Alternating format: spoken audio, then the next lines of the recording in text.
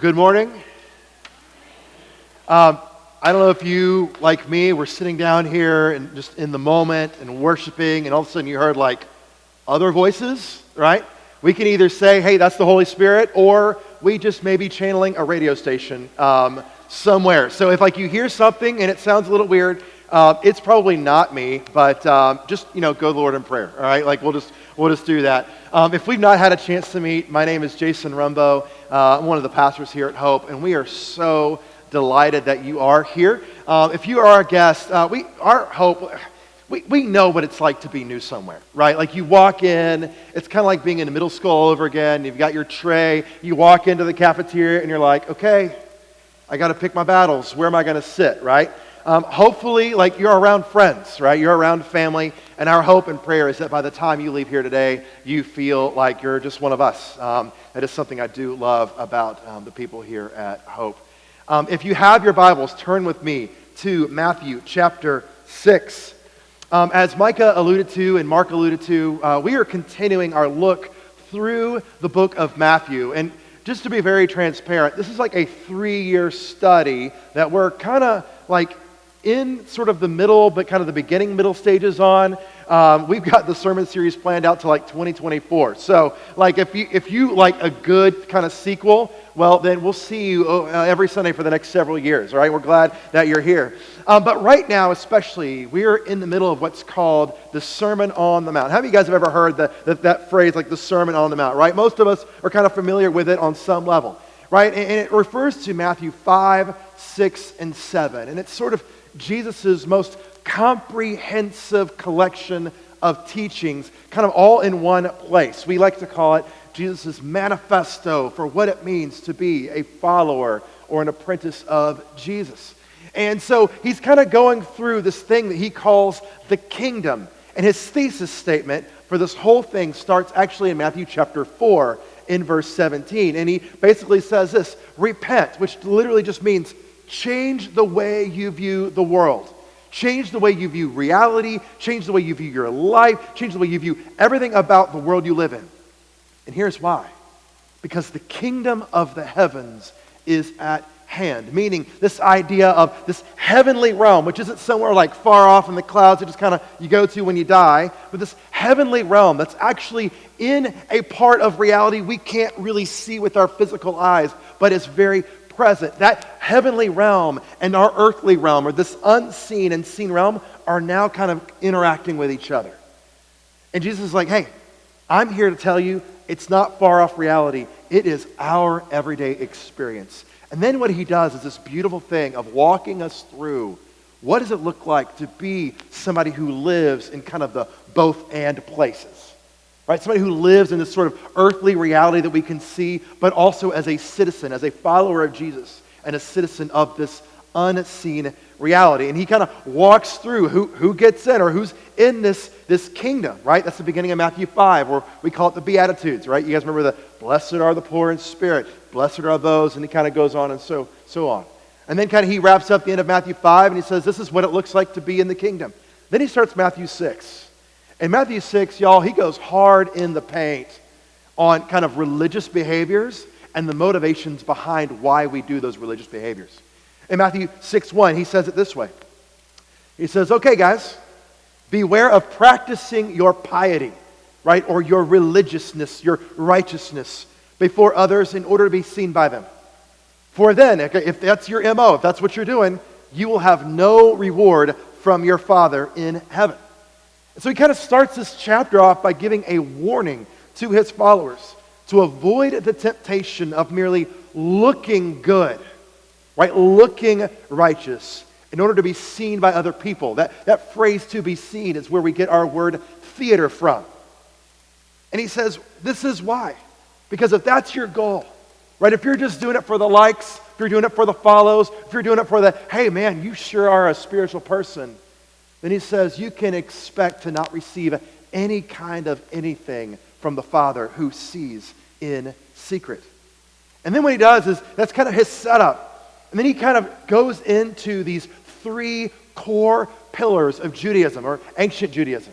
Right, the first one we looked at a few weeks ago was the kind of the practice if you will, of giving alms or social justice, right? I'd encourage you to go back and listen to that. The second one that we talked about last week was this practice of public prayer, and we looked at the Lord's Prayer. And the third one is, we're talking about today, is the discipline, rather, of fasting. And then he goes through this kind of pattern, right? And the pattern is, look, here's the practice, here's how not to do it, here's how you should do it, and here's why. And so today we're going to tackle everybody's favorite discipline, fasting. All right? Yes, it's that Sunday. Now, we're actually going to do kind of a more extensive series in the fall. We're going to unpack this in greater detail. So today is going to be kind of like a flyover, 30,000-foot view. Now, here's what we know about fasting. Up until about 100 years ago, everybody talked about fasting. Matter of fact, everybody practiced fasting. If you were a follower of Jesus, like, you fasted. That was kind of this thing that you just was a part of your normal daily spiritual journey. Then, about 100 years ago, it just kind of stopped. And there are a lot of estimations as to why. We don't really know. But what we do know is this. Fasting is probably one of the most unnatural things you could ever do. Now, I'm not a prophet, okay? I'm not I can't see the future. But I can tell you this. In about 20 years from now, from today, I can pretty much guarantee that you will be doing a few things. One, you'll probably fall asleep at some point, right? You'll probably eat a meal, and you'll probably go to the bathroom. I mean, that's just kind of the three things we know, because that's what we do every day, right? Nobody has to really tell you to eat. You just get hangry, and you're like, I need a snack. Or if you're my kids, that happens about every 45 minutes, right? Like, I need a snack, get it in my body right now, right? Why? Because fasting or withholding food from our bodies is not natural. We naturally crave these things.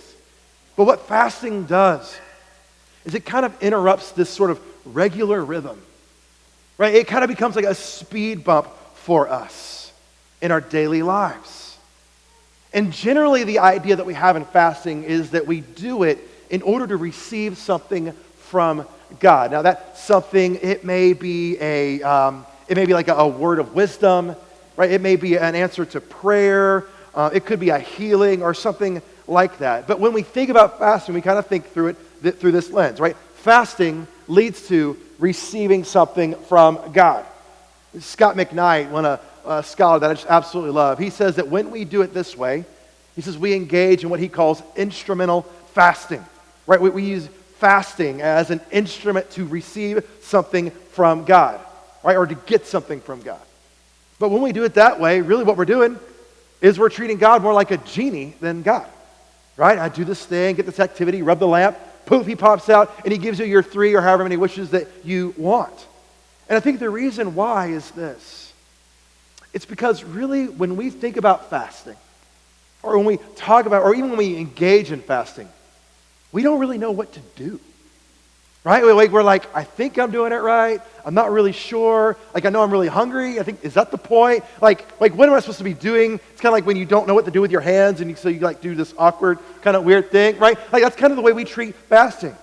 And if we're bold enough to try it, we're not even really sure that we did it right after the fact. Because all we feel many times is hungry, right? There's no kind of mighty rushing wind. We're like, I just really want a smoothie or something, right? Donald Whitney, who's one of my favorite authors as well, he says it this way. He says, without a clear biblical purpose, fasting becomes an end in itself. Every hunger pain only makes you calculate the amount of time remaining. You ever been there? I know I have. Like you're fasting and you're like, okay, 12 hours till a snack, right? 12 hours till I can get that cheeseburger in my belly and I'm good, right? But then he adds it like this. He says, but here's the byproduct. If this is your MO, then this disconnects the experience in your mind and heart from the gospel, and it descends into the deception that perhaps your suffering will earn God's favor. In other words, if you're fasting and you don't have a purpose, all you're doing is going hungry. So then here's the question. What's the point? Like, what's the purpose of fasting? Well, the Bible, sadly, never actually gives us a definition of fasting, nor does it ever tell us specifically, do it at this time.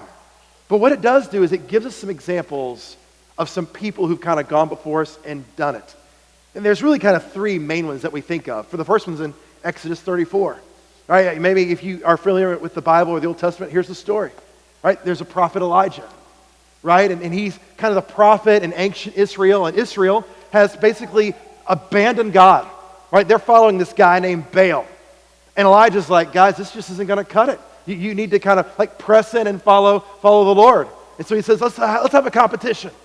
So he calls all of the prophets of Baal together. It's like, okay, you guys set up your altar right here, put a bull on it.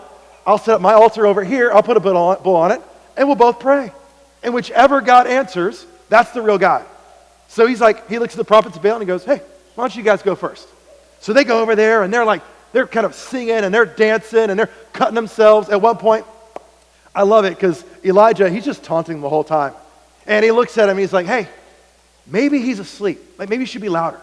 So they get louder, right? And then he looks over and he says, hey, maybe he's going to the bathroom. Like maybe it should be even louder. So they're going nuts and they spend the whole day doing this and nothing happens. And then we see what happens is right after this, Elijah prays one simple prayer. Fire comes down, consumes the altar. It's so hot and so powerful, like the rocks themselves turn into ash. At that point, the story gets really crazy. I just encourage you to go read it. But from there, Elijah engages in 40 days of fasting. He's had this incredible experience with God. And 40 days, he goes into the wilderness and he fasts. The second kind of popular, if you will, fast is in 1 Kings 19.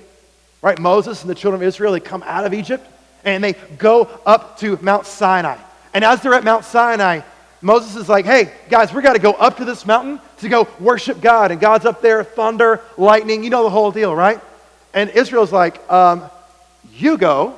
If you don't die, then maybe we'll consider it. Well, what happens? At the end of all that, Moses goes up, and while he's up there, he has this incredible experience. Right? In that incredible experience, we see the 10 Commandments are given.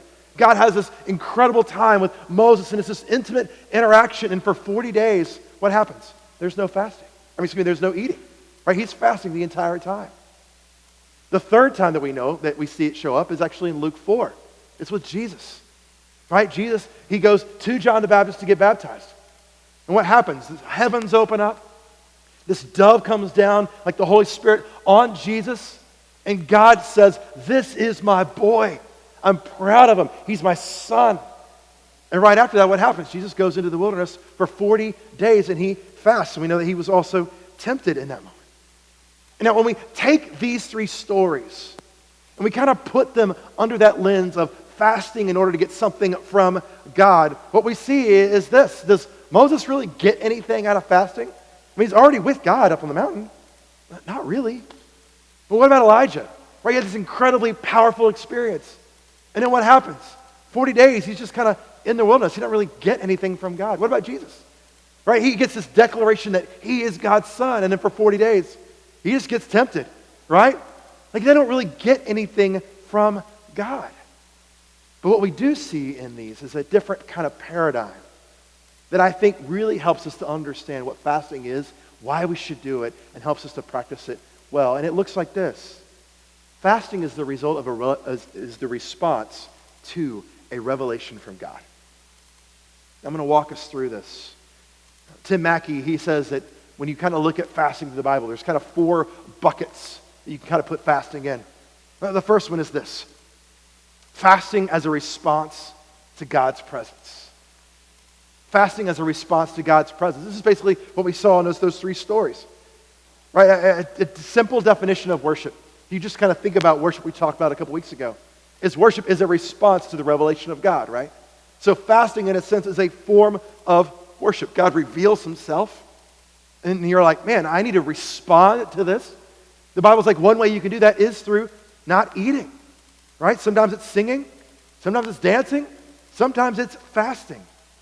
When we do this, it's an acknowledgement that God has powerfully shown up.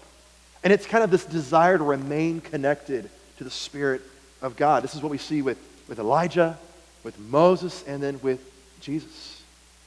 The second kind of category or bucket, if you will, is fasting as a result of revealed sin. right? There are several stories throughout the Old Testament, especially where we see God reveal sin, and the response to this revelation is to fast. One of probably the most famous stories of this is in Jonah. You guys remember the story of Jonah, right? God tells him, hey, Jonah, I want you to go to Nineveh, and I want you to tell the Ninevites that I am going to visit them. They need to repent from their sin, and I want you to be the guy who tells them. And what does Jonah say? Oh, no. God, do you know what they've done to me? Do you know what they've done to my family? Right? They killed us all. Like, no, smite them, right? Like, just go all Old Testament, like, angry God. Like, do that. Like, I don't want that. I don't want to have anything to do with it. Well, what happens? Jonah, he bails, gets into a boat. There's a storm. They throw him out of the boat. And then what eats Jonah? A big fish. 3 days he's in this fish. And Jonah's like, maybe I need to rethink my life choices, right? The fish literally vomits him out on the beach. And God's like, hey, Jonah, guess what? I want you to go to Nineveh. And Jonah does. And look at what happens in verse 5 of chapter 3. It says, and the people of Nineveh believed God. They called for a fast and put on sackcloth, from the greatest of them to the least of them. Now here's where it gets kind of crazy, because the king hears about this. And look at what he does in verse 6. And the word reached the king of Nineveh, and he arose from his throne, removed his robe, covered himself with sackcloth, and sat in ashes. And he issued a proclamation and published throughout Nineveh, by the decree of the king and his nobles, let neither man nor beast, herd nor flock, taste anything. Let them not feed or drink water, but let man and beast be covered with sackcloth, and let them call up mightily to God. Let everyone turn from his evil way and from the violence that is in his hands. Who knows? God may turn and relent and turn from his fierce anger, so that we may not perish. Y'all, like, it's one thing for you to fast, right? But if you get your pets fasting too, right? Like, that's intense. That's intense. But why is this? Because sometimes the most appropriate response to the revelation of sin in our lives is time and reflection through the practice and the discipline of not eating. It kind of becomes this physical representation of what's happening beneath the surface spiritually. That's the second category. Fasting because of the revelation of sin. Here comes the third category, and y'all, this is the one that honestly has given me the most problems. Just full transparency. It's fasting as a response of solidarity. Fasting as a result of solidarity. Sometimes what happens is God will reveal something about a situation, right? Or a person, which leads us to fast on their behalf as a kind of way of grieving with them. Right? In my own life, I've participated in fasts where the goal is to identify with other people around the globe who are starving or who are kind of impoverished. And so fasting is a way of saying, hey, I'm going to embody and identify with those that are suffering because they do not have food.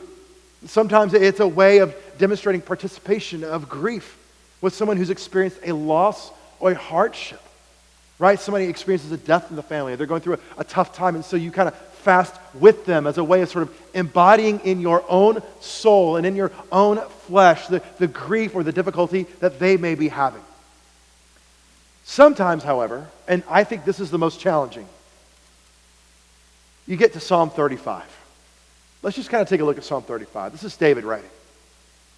He says this in verse 11, malicious witnesses rise up.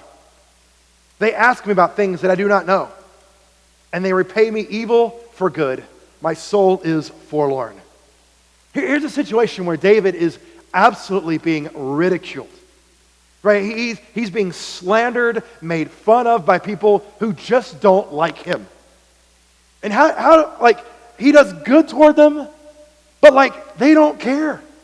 Right? You ever have a situation where you got somebody maybe at work, right, or maybe somebody in your neighborhood or in your family, and it's no matter the amount of kindness you show them, they just want to make it their life's mission to make you miserable.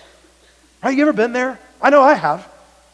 It's just man, and it leads David to say that my soul is forlorn. We don't really use that word anymore, but the Hebrew word there literally means to experience the type of grief that you have when you lose a child.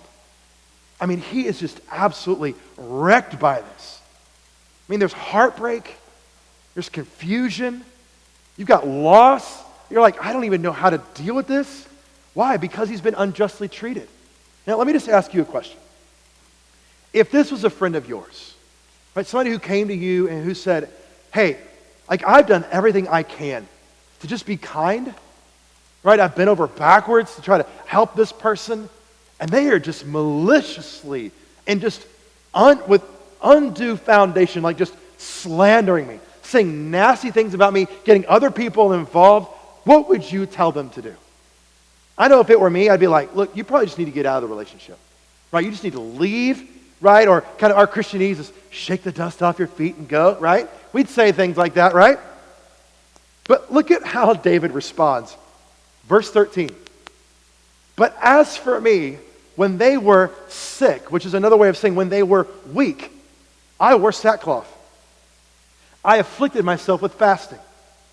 I prayed with head bowed down on my bosom, as though I grieved for a friend or a brother. I went about as one who laments for a mother, bowed down and in mourning. Yeah, I'll be honest. That was not what I was expecting. Like, at all. I was expecting him to pray one of his famous David prayers, right, where he's like, God, open up a can of whoop trash and just go to town on him, right? Like, that's what I was expecting. Like this kind of eye for eye, tooth for a tooth kind of a thing. But David's response to being treated unjustly by others was to grieve and fast for them when they experience affliction.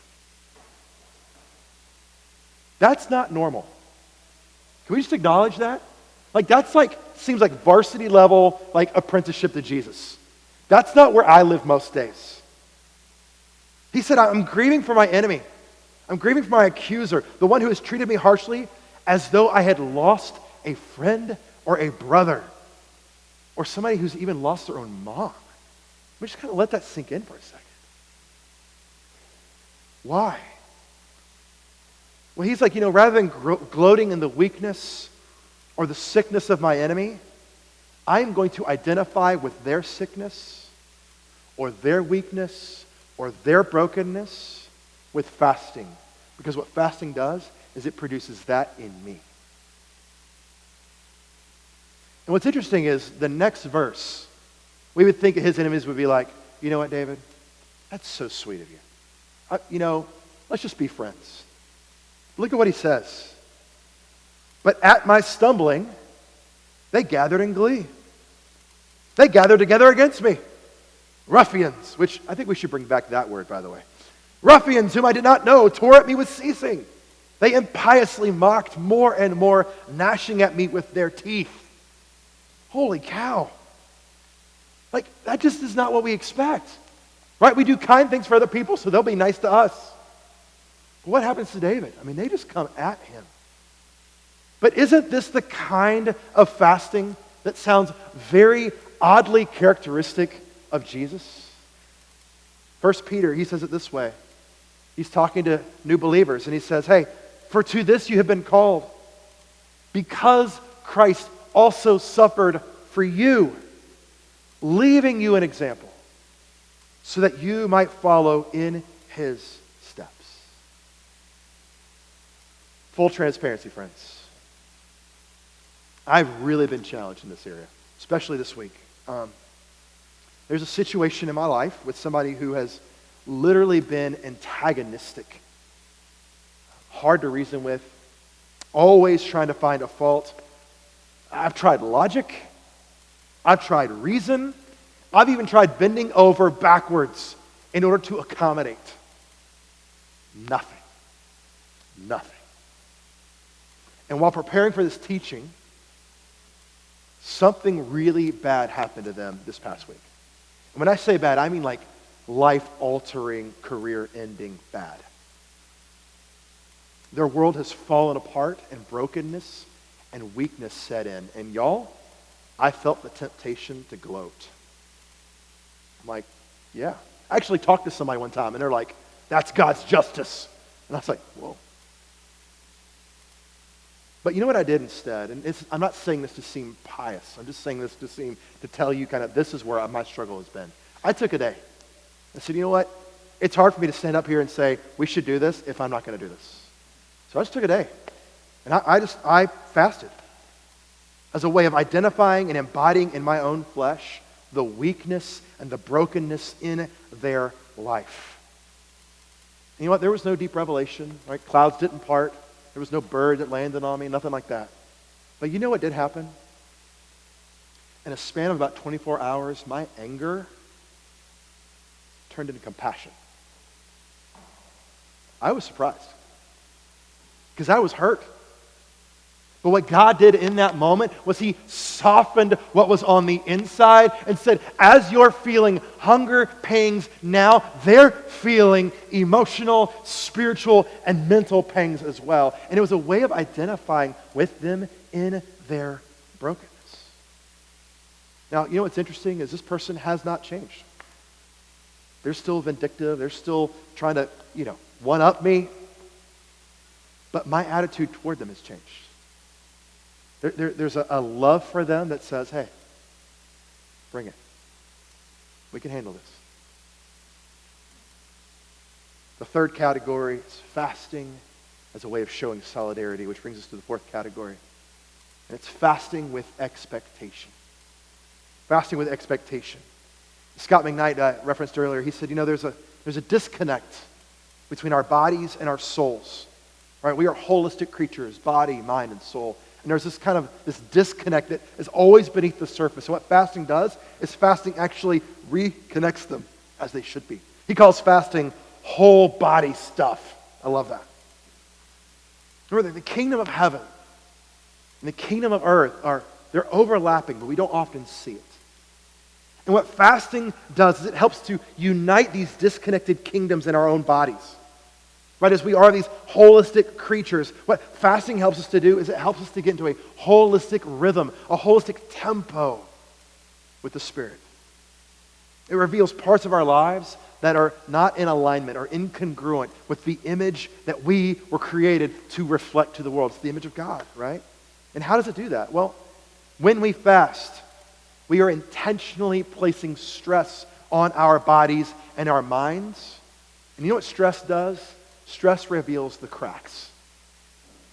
Right? You ever been in a stressful situation and you kind of blow up and you go, what was that? Like, who was that? Well, the reality is that was the real you when all of the veneer has been pulled off.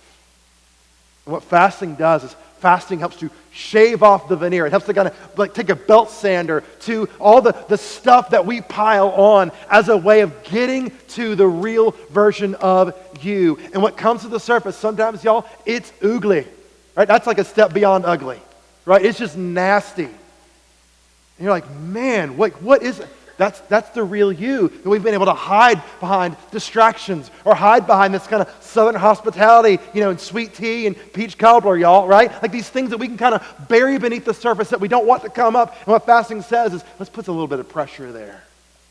And when we do that, the real us comes to the surface. Not as a way of exposing guilt or shame or condemnation, but as a way of Jesus going, hey, I'll take that. Let me have that.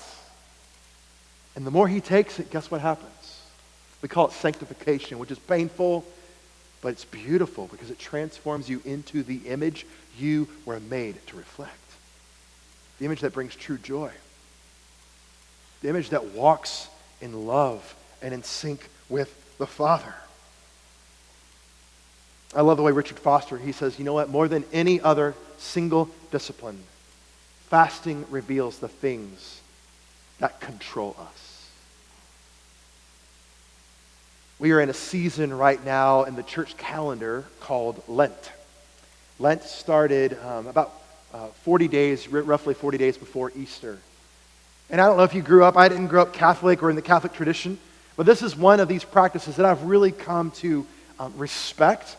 I've really come to actually enjoy it. And traditionally what happens during the season of Lent, this time before Easter, you kind of give up something that you maybe have identified as kind of a crutch, if you will. Right? Places where you've kind of leaned on being dependent on things other than God. And some popular fasts during this time are fasting from meat, right? Or sugar, alcohol, social media, sex, entertainment, like things like movies and shows, like all these things that we're like, could this be an issue? I don't really know if it's an issue. You give it up and you go, whoa, that was actually a bigger issue than I realized it was going to be. And the goal through this season is to ask God, will you reveal things in my life where I've traded communion with you for either a cheap substitute or a distraction? Can I just submit, we all have these things. We all have them. It's not if, it's what are they? And when we begin to take them out of our lives, we discover, man, why am I so bored? Yesterday I went to the gym, and I'm working on like a fast from like social media and kind of like watching things. So I was at the gym, and I was on the treadmill, and I was like, I am bored, out of my mind, like just bored. And what that boredom does is it reveals in me a place where, man, I've kind of been pressing in and leaning on something to entertain me, distract me from my thoughts. The things that I don't really want to deal with. The things that kind of, God's like, hey, can we have a conversation? I'm like, not right now, right?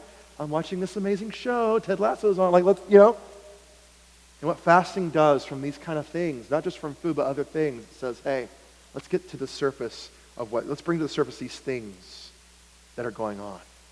Which brings us to our passage today in Matthew 6. Yes, that was my intro. I'm kidding. It won't be long. Okay, you're good. What Jesus says is, when you fast, when we do these 4 things, right, as a response to God's presence, as a response to revealed sin, and solidarity with other people, or even just as an expectation of God to move, Jesus says, here's how not to do it. And whenever you fast, do not look dismal. Don't look sad-faced. Dude, what's going on, man? I gave up Twitter. Right? Like, what's going on, man? I canceled my Netflix subscription. What's going on? I'm getting rid of caffeine. Like, don't look dismal like the actors or the hypocrites. For they disfigure their faces so as to show others that they are fasting. Truly, Jesus says, I tell you, they have received their reward. Jesus isn't going after the practice, right? He's not saying don't fast. He's going at the motive behind the practice, the why behind the what. See, Jesus knows we have a hard time of keeping our piety to ourselves, right? We want others to think or to imagine how great we are in all areas. Putting ourselves in a weakened and vulnerable state through fasting is yet another way that we try to manipulate the emotions of other people to get the attention that we think we want. Why? Because our value is wrapped up in what we think other people think about us. And fasting is another way that people tend to do this. And Jesus says, look, if that's your goal, that's fine. But you've gotten all of it out of it that you're going to get out of it. The Father is not going to reward you for that. So how should we do it? Verse 17. But when you fast, put oil on your head and wash your face. Basically, take a shower, look presentable, brush your teeth, because when you don't eat, your breath's nasty, okay? Like, practice basic hygiene so that other people around you really don't know. Why? Verse 18. So that your fasting may not be seen by others, but by your Father who is in secret. Literally, so that you may not appear to others, but that you may appear to your Father who is in heaven. It's kind of like Jesus saying this. Performance-driven fasting makes you invisible to God. But look what happens next. And your Father who sees in secret will reward you. And what's interesting, it takes this kind of formula of fasting as a result of revelation, as a response to revelation, and it kind of brings receiving into it. Jesus is like, look, if you do it the right way, you will receive. Fasting as a response to revelation produces in you a hunger for God, which only God can fill. And Jesus says, God will fill it. Now, what's interesting for us is fasting is a spiritual discipline, but it's not the only one, right? You've got Bible reading. You've got prayer. You've got other things, worship, singing. And a lot of times what happens is we kind of elevate those things into the public eye, right? You ever been in a congregation? right? And we're all singing together, and you have that one person that sings louder than everybody else as a way of kind of like saying, hey, listen to my vibrato. It's amazing, right? Or maybe you're on social media and you have that one friend. Maybe it's you. We're going to assume it's the other guy who posts the Bible verse for the clicks or the likes, right? And they're like, oh, look at me. Look how spiritual I am with all these Bible verses I'm posting. But yet their life doesn't seem to match up with what they're posting. She says, look, when you practice spiritual disciplines like fasting, don't do it to be seen. Because if that is your goal, you will have received everything you're after and will have forsaken. We will basically left on the table the reward that God actually wants to give you, the reward that actually lasts forever and will make a difference in your life. So, here's the invitation. Consider this week, this season, a time to fast. Maybe God's been revealing something in your life. He's like, hey, look, we got to have a conversation about this thing, and you know what that thing is, right? He's bringing it to your mind, and he's like, we need to talk about this. And maybe through that revelation, God's saying, hey, let's just have some time of withholding food, not eating. Maybe it's a day, maybe it's, whatever. Just to spend time reflecting on that thing. Maybe there's somebody in your life who's grieving. One of the most kind of difficult feelings is when you know somebody's experienced loss. You don't really know what to do, right? Somebody's had a loss of a parent or a sibling or a child. You're like, how do I like live with, like, how do I help them? Well, maybe consider fasting. I know it sounds strange, but it creates a solidarity between you and the other person. Or maybe there's somebody in your life that has literally made your life a living hell.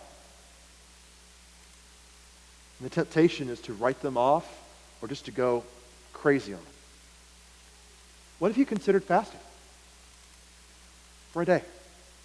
Just to identify in your body through whatever brokenness they're working through on their end. Finally, why don't you consider fasting in anticipation of what God will do? Some of you guys are facing incredible decisions. You've got big obstacles in front of you. And what God may be leading you to do is, hey, it's 3 weeks till Easter, 21 days till Easter. And what God may be leading you to do is this, hey, just take the next 3 weeks and take one thing out of your life. Something that you think may be a distraction to you. Something you've kind of been leaning on to create a dependency on the Father. And in the midst of that, just pray. See what God does in you. I know it's uncomfortable. I know it's awkward. But the reward is worth it. And developing this practice in your life on a regular basis will only lead to a deeper level of faith and dependence on the Father, which is the best thing for you.